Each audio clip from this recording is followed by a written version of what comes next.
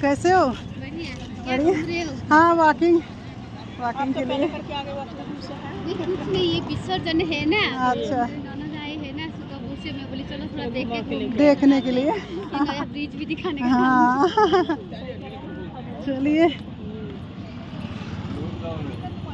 ले देख लीजिए भाई। भाभी हाय करिए। कितना अच्छा लग रहा है ना, कितना अच्छा मौसम, बहुत अच्छा लग रहा है। सभी को राधे राधे।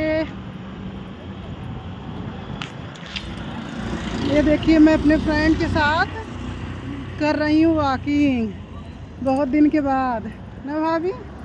कितने दिन बाद आई हूँ मैं। 2 दिन के बाद घूमने निकले हैं आज। अब रोज आया करेंगे। और रोज भाभी के साथ मेरा वीडियो आएगा। बहुत अच्छा लग रहा है, ऐसी जगह पे बनाने का मन करता है ना वीडियो।